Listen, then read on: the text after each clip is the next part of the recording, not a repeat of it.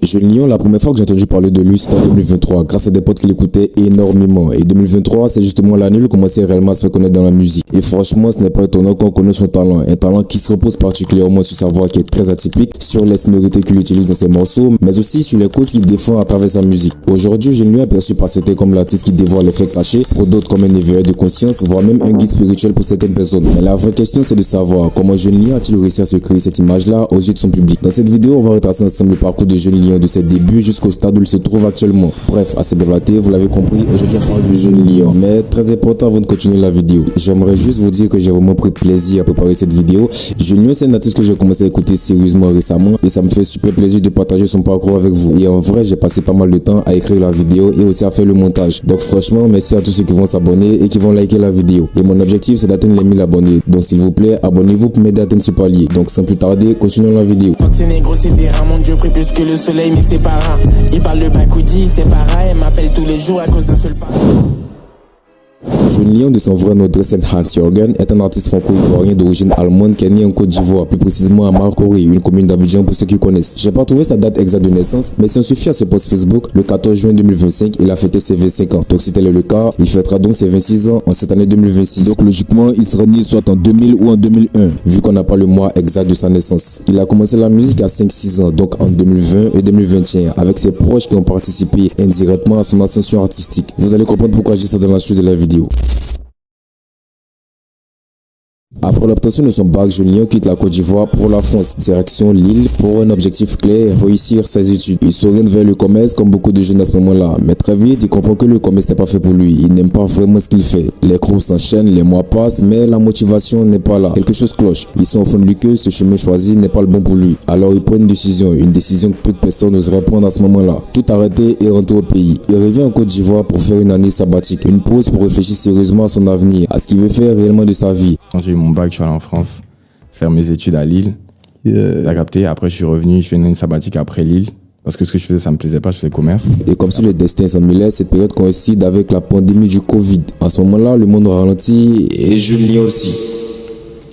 Après cette longue période de réflexion, Jeune Lion repart en France, mais cette fois-ci pour Bordeaux. Il choisit une nouvelle voie, l'agronomie, un choix plus posé, plus réfléchi, qui semble enfin lui correspondre. Donc je suis resté une année et après je suis allé à Bordeaux pour faire tout ce qui est agronomie et tout. Mais une chose va progressivement changer la donne. Lorsqu'il revient plus tard en Côte d'Ivoire, la musique prend de plus en plus de place dans sa vie. Et ensuite quand j'ai fini, je suis rentré m'installer à Abidjan. Et c'est là que j'ai fait les soins et que la musique a pris le dessus sur l'agronomie. Au départ, ce n'est pas un plan de carrière, encore moins une stratégie, car petit, Jeune Lion rêvait de devenir footballeur professionnel. C'est quelque chose de naturel, presque instinctif. Et très vite, son intérêt pour la musique commence à dépasser celui de l'agronomie. À ce moment-là, Jeune Lion ne le sait pas encore, mais il est en train de faire un choix déterminant. Un choix qui va marquer le vrai début de son parcours artistique. À Lille, Jeune Lion fait la rencontre d'un jeune beatmaker, un gars discret et passionné qui faisait des instrus et les envoyait régulièrement à Jeune Lion. Les prods s'enchaînent jusqu'au jour où Jeune Lion finisse par accrocher à l'une d'elles. Cet instru-là, Jeune Lion la ressent. Il écrit dessus, pose son texte, puis appelle Kylian, son petit beatmaker, pour lui faire écouter le rendu. Kylian, qui est le beatmaker, ne revient pas du talent qu'il a. Il est sous le choc à ce moment-là. J'ai un petit à moi, big SO à lui, il s'appelle Kylian. Ok. Et en gros, SO Kylian, on était ensemble à Lille et il me disait ouais je vais faire les prods et tout ça. Moi je lui dis man fais les prods man. Tu vois j'ai boosté. Donc quand il faisait les prods il me les envoyait. Et un jour il m'a envoyé une prod là et j'ai écrit un texte dessus et je l'ai appelé, je lui ai chanté le son, le texte que j'ai écrit au téléphone. Il était en mode waouh man toi tu nous mentais, en mode toi tu rappes depuis je nous dis pas etc. T'as capté. Je lui ai dit voilà c'est le premier. C'est à ce moment-là que Jeune Lion décide de franchir un cap, sortir son tout premier morceau. Le titre s'appelle La Rantaine et il le poste sur SoundCloud. Et de fil en aiguille, je suis allé au studio pour enregistrer La Rantaine que j'ai mis sur SoundCloud en me disant je vais voir comment les gens me prennent dans la musique. C'est-à-dire si je fais du son, comme les gens vont le prendre. Le son a été reposté plus tard sur YouTube. La coquille, la biscotti, le colis est déjà parti. Je prends tout ton dia le lundi. Et comme je l'ai mentionné au début de la partie présentation, Jeune Lion faisait du commerce. Et qui dit commerce dit forcément argent. Du coup, quand il se rend compte que pour un premier son ça marchait plutôt bien, il réfléchit logiquement comme un businessman. Il décide alors de poster le morceau sur les plateformes de streaming. Dans l'idée de monétiser sa musique, essayer au moins d'en tirer un petit bénéfice. Et franchement, c'est totalement normal, voire même intelligent de sa part. Et comme moi je suis un peu commerçant, je suis un Lara, je me suis dit autant passer sur les plateformes comme ça, même si je gagne un peu d'argent, moi c'est l'argent, tu vois ce que je veux dire. Après ce premier pas avec La Rantaine, Jeune Lion ne s'arrête pas là. Il part à Barcelone pour enregistrer son deuxième morceau intitulé Judas. Dis-moi ton équipe est où? Tu me prenais pour qui? Un son qui va encore mieux fonctionner que le premier et qui commence doucement à élargir son public. Petite précision pour ceux qui s'intéressent, le beatmaker de Judas est le même que celui du morceau Moll, un banger que Jeune Lion sortira quelques années plus tard. Dites-leur que je suis pas leur enfant et qu'ils s'adressent à l'enfant roi correctement. À ce moment-là, on comprend une chose, Jeune Lion ne teste plus seulement la musique, il est en train de construire quelque chose de solide.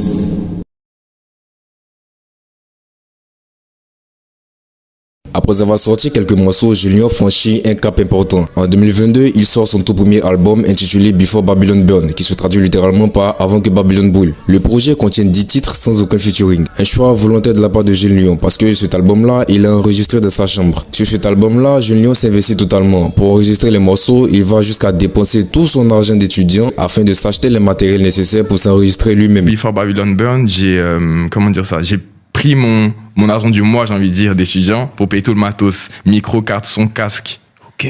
Donc, j'ai payé tout le matos et en une fois, et j'ai enregistré tout le projet moi-même dans ma chambre, Before Babylon Burn.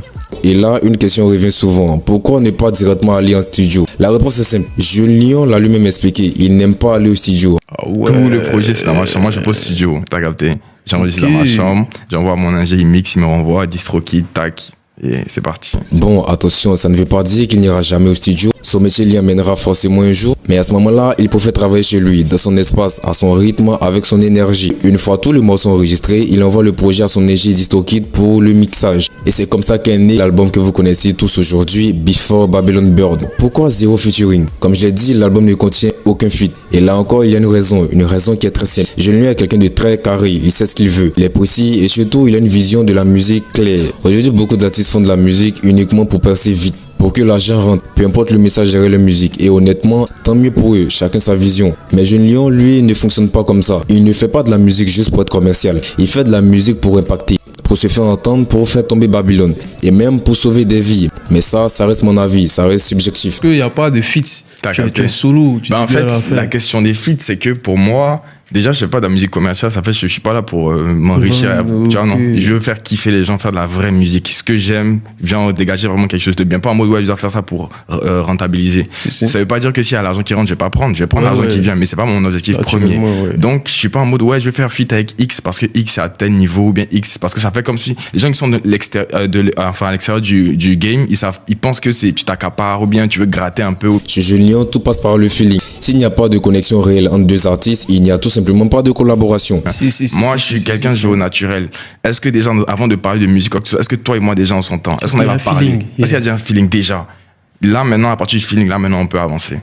Et ça, dans une époque où certains feats se font sans même que les artistes ne se connaissent, juste par décision de label, c'est quelque chose de très respectable de la part de Jeune Lion. Voilà pourquoi Before Babylon Burn est un album sans featuring. Mais au fait, c'est quoi Babylone? Là les gars, on arrive à un point très important pour comprendre l'univers de Jeune Lion. Mais avant de continuer la vidéo, j'aimerais remercier ceux qui ont commenté ma dernière vidéo. Franchement les gars, vous êtes des bons. Et merci aussi à tous ceux qui se sont abonnés et qui ont liké la vidéo. Si la vidéo vous plaît jusqu'à là, s'il vous plaît, abonnez-vous à la chaîne, likez la vidéo et si possible, partagez-la. Mon objectif actuellement c'est d'atteindre les 1000 abonnés. Donc si vous pouvez m'aider, ça me ferait énormément plaisir. Revenons à la vidéo. Si vous écoutez minimum Jeune Lion, vous avez forcément déjà entendu le mot Babylone dans ses morceaux. D'ailleurs, même le titre de son premier album y fait référence. Before Babylon Burn. Et ce n'est pas nouveau, dès ses débuts on retrouve cette idée dans ses morceaux, comme dans Ya Soldier, où il écrivait dans la description Free Before Babylon Burn. On voit clairement que ce combat il le mène depuis longtemps. C'est quoi réellement Babylone et pourquoi Jeune Lion veut que Babylone brûle? Alors pour faire simple, imagine un monde où on t'apprend très tôt que ta valeur dépend de ce que tu possèdes. Un monde où l'argent décide de tout, où le luxe fait rêver, pendant que beaucoup souffrent en silence. Dans la Bible, ce monde a un nom et c'est Babylone. À l'origine, Babylone était une grande ville puissante, admirée. Mais avec le temps, la Bible n'en a plus parlé comme d'une simple ville. Elle en a fait un symbole. Le symbole d'un système orgueilleux, corrompu, qui exploite, qui séduit et qui éloigne les hommes de la vérité. Dans Apocalypse 17, Babylone séduit les nations. Elle fait croire à tous que tout va bien. Dans Apocalypse 18,